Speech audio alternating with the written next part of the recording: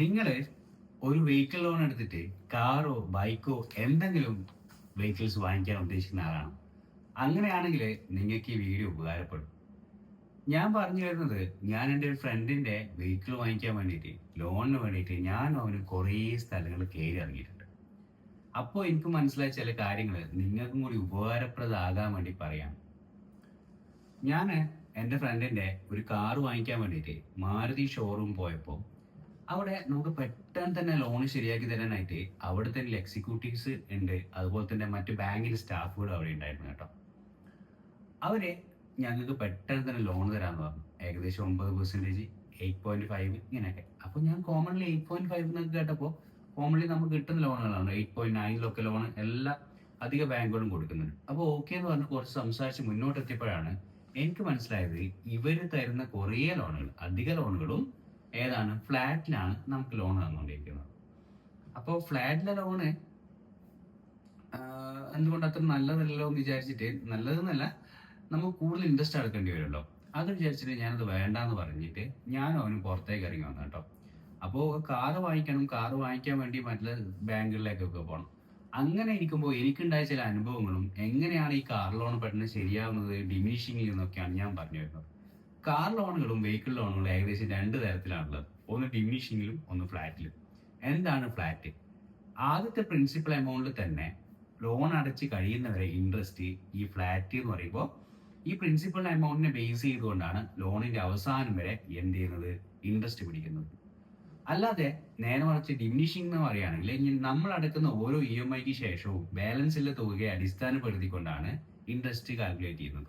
അതുകൊണ്ട് തന്നെ നമ്മൾ ലോൺ അടച്ച് കഴിയുമ്പോൾ ഉണ്ടാകുന്ന എമൗണ്ടിലെ വ്യത്യാസം ഈ ഡിമിനിഷിംഗ് ഫ്ലാറ്റും തമ്മിൽ എന്തുകൊണ്ടും നല്ല അന്തരമാണ്. അത്തരത്തിൽ നമുക്ക് ആസ് എ കസ്റ്റമർ എന്ന രീതിയിൽ ഏതാണ് നല്ലൊരു ലോൺ എന്ന് ചോദിച്ചാൽ എനിക്ക് പറയാൻ പറ്റും ഡിമിനിഷിംഗ് ആണ്. എന്നാൽ പെട്ടെന്ന് തന്നെ ഒരു ഡിമിനിഷിംഗ് ലോണ് എല്ലാവർക്കും പാസ്സായി കിട്ടുമോ? എവിടുന്നാണ് ഈ ലോൺ കിട്ടുക? ഇത്തരത്തിലുള്ള സംശയങ്ങൾ എല്ലാവർക്കും ഉണ്ടാവും അല്ലേ? അതുപോലെ സംശയം എനിക്കും അവനും ഒക്കെ ഉണ്ടായിരുന്നു. ഞങ്ങൾ SBIയിൽ പോയി നോക്കിയിട്ടുണ്ട്, അതുപോലെ തന്നെ കനറ ബാങ്ക് പോയിട്ടുണ്ട്, ഗ്രാമീൺ ബാങ്ക് പോയിട്ടുണ്ട്. അങ്ങനെ നാഷണലൈസ്ഡ് ബാങ്കുകളിൽ ഒട്ടുമിക്ക നാഷണലൈസ്ഡ് ബാങ്കുകളിലും ഞങ്ങൾ കയറി ഇറക്കിയിട്ടുണ്ട്. എന്താണ് ഈ ലോണിന്റെ മാനദണ്ഡം? ഞങ്ങൾക്ക് സാലറി സർട്ടിഫിക്കറ്റ് വെച്ചിട്ടാണ് കേട്ടോ ലോൺ പാസ്സാക്കി തന്നിട്ടുണ്ടായിരുന്നത്. അതുകൂടാതെ ചെറിയ ചെറിയ ഡോക്യുമെന്റ്സും വേണ്ടി വന്നിട്ടുണ്ടായിരുന്നു.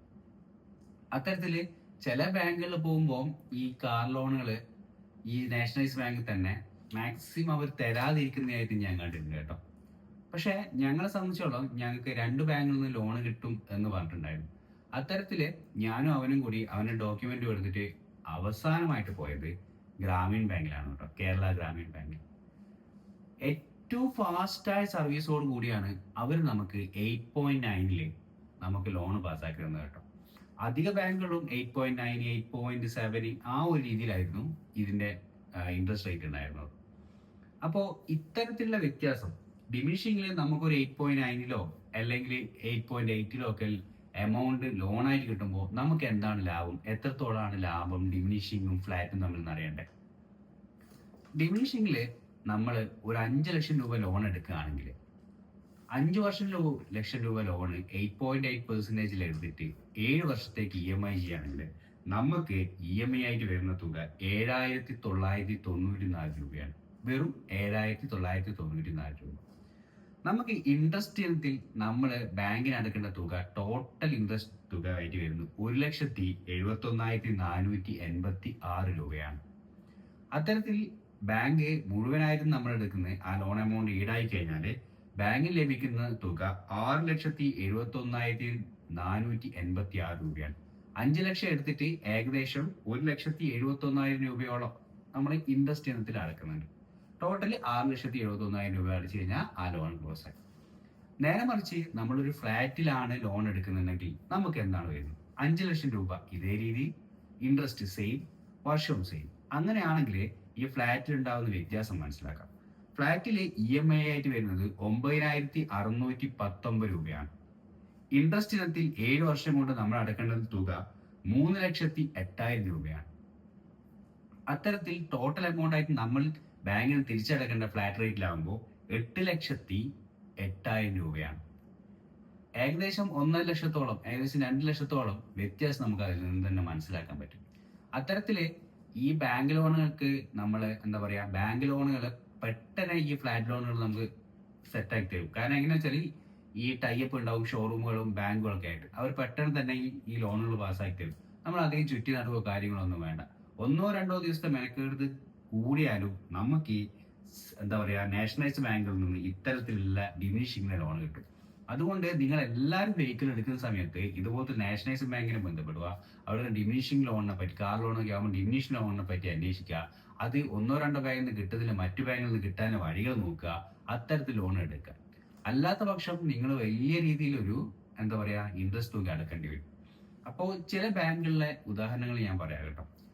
ഈ കേരള ഗ്രാമീൺ ബാങ്ക് എനിക്ക് മനസ്സിലായത്തോളം നല്ല സഹായമുള്ള ബാങ്കാണ് ഈ കണ്ണൂർ ഏരിയകളിൽ എനിക്ക് മനസ്സിലാക്കാൻ പറ്റിയിട്ടുള്ളത്. അതുകൂടാതെ തന്നെ കനറ ബാങ്കും നല്ല രീതിയിൽ സപ്പോർട്ട് ചെയ്തിട്ടുണ്ട്. SBIയിൽ മാത്രമാണ് നല്ല തിരക്കാണ് അവിടെ എപ്പോൾ പോയി കഴിഞ്ഞാൽ. അതുകൊണ്ട് തന്നെ അവർക്ക് നമ്മളോട് സംസാരിക്കാൻ സമയമില്ല, അങ്ങനെയുള്ള ചെറിയ കാര്യങ്ങൾ കണ്ടിട്ടുണ്ട്. പിന്നെ സെൻട്രൽ ബാങ്ക്, ഈ ബാങ്കുകളൊക്കെ നമുക്ക് ലോണിന് വേണ്ടിയിട്ട് അപേക്ഷിക്കാവുന്നതാണ്. 1-2 ദിവസങ്ങൾ ചില ഡോക്യുമെന്റ് കാര്യങ്ങൾ കൊണ്ട് നമ്മൾ ചുറ്റിപ്പറ്റി നിൽക്കേണ്ടി വന്നാലും നമുക്ക് അവസാനം അവരുന്ന് ലോൺ കിട്ടും. ഏകദേശം 1-2 ലക്ഷം രൂപയുടെ ലാഭം നമുക്ക് സ്വാഭാവികമായിട്ട് ഉണ്ടാവുകയും ചെയ്യും. ഇത്തരത്തില് നമ്മൾ ലോൺ എടുക്കുമ്പോൾ നല്ല രീതിയിൽ ശ്രദ്ധിച്ചിട്ട് വേണം ലോൺ എടുക്കാൻ. അല്ലാത്ത പക്ഷം ഇതുപോലത്തെ ഷോറൂമുകളിൽ പോയി കഴിഞ്ഞാൽ അവർ പറ്റിക്കുന്ന രീതികൾ, അല്ല അവർ പറ്റിക്കുന്നില്ല, അവർ ചിലപ്പോൾ ഇൻസെന്റീവ് ഉണ്ടാവാം, അല്ലെ വേറെ എന്തെങ്കിലും കാര്യങ്ങളുണ്ടാവാം, അത്തരത്തിൽ അവർ ലോൺ പാസ്സാക്കി തരും. നമ്മളാണ് അവസാനം അടക്കേണ്ടത്. അപ്പോൾ ഇത്തരത്തിലൊരു കാർ ലോണുമായിട്ട് ബന്ധപ്പെട്ടിട്ടോ അല്ലെങ്കിൽ ലോണുമായിട്ട് ബന്ധപ്പെട്ടിട്ടോ നിങ്ങൾ ചെയ്യുകയാണെങ്കിൽ എന്തുകൊണ്ടും ഇത്തരത്തിലൊരു ബാങ്ക് നൽകാൻ ശ്രമിക്കുക. അല്ലെങ്കിൽ ലോണുമായിട്ട് ബന്ധപ്പെട്ട് എനിക്ക് ഇതിനെപ്പറ്റി മനസ്സിലാക്കാൻ സാധിച്ചത് ഇത്തരത്തിലൊരു കാര്യത്തിന് ഇടപെട്ടത് കൊണ്ട് മാത്രമാണ് കേട്ടോ.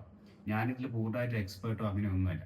അതിനെപ്പറ്റി നല്ലതായിട്ട് അറിയുന്ന ആൾക്കാരോട് കൂടുതൽ സംസാരിച്ചിട്ട് വേണം നിങ്ങൾ ലോൺ എടുക്കാൻ. അല്ലെങ്കിൽ ഈ ലോണിന്റെ വ്യത്യാസം, ഈ ലോണിന് ഇത്രയും ഒരു വ്യത്യാസം ഉണ്ട് എന്ന് അവൻ കാർ എടുക്കുന്നത് കൊണ്ടാണ് എനിക്കും കൂടി മനസ്സിലാക്കാൻ പറ്റിയിട്ടുണ്ടായിരുന്നത് കേട്ടോ. അതുകൊണ്ട് ഇത്തരത്തിലുള്ള കാര്യങ്ങൾ പൂർണ്ണമായിട്ട് മനസ്സിലായിക്കൊണ്ട് നാഷണലൈസ്ഡ് ബാങ്കിൽ നിന്ന് തന്നെ ലോൺ എടുക്കാൻ നോക്കുക. അത്തരത്തിലുള്ള കാര്യങ്ങൾ ചെയ്യാം. അല്ലാതെ അതർ ഫൈനാൻസ് കമ്പനികളുണ്ട്, മറ്റു ഫൈനാൻസ് കമ്പനികൾ, പേര് ഞാൻ എടുത്ത് പറയുന്നില്ല, അത്ര ഫൈനാൻസ് കമ്പനിയിൽ നിന്ന് പോലും നമ്മൾ എടുക്കാൻ പാടില്ല. എല്ലാ ലോണുകളും മാക്സിമം എടുക്കുന്ന നാഷണലൈസ്ഡ് ബാങ്കിൽ നിന്ന് മാത്രം എടുക്കുക. അല്ലാതെ മറ്റു ബാങ്കുകൾ എടുക്കുകയാണെങ്കിൽ നിങ്ങൾക്ക് വളരെയധികം ബുദ്ധിമുട്ടുകൾ ഉണ്ടാവും. അപ്പോൾ എല്ലാവരും നന്നായിട്ട് ചെക്ക് ചെയ്തിട്ട് നല്ല ബാങ്കുകളിൽ നിന്ന്, നാഷണലൈസ്ഡ് ബാങ്കുകളിൽ നിന്ന് ഇൻട്രസ്റ്റ് കുറഞ്ഞ രീതിയിൽ, ഡിമിനിഷിംഗ് രീതിയിൽ മാത്രം എന്ത് ചെയ്യുക, ലോണുകൾ എടുക്കുക, കാറുകൾ വാങ്ങിക്കുക, വണ്ടികൾ വാങ്ങിക്കുക, സന്തോഷത്തോടെ ഇരിക്കുക. അപ്പോൾ ഓക്കെ, ബൈ ബൈ.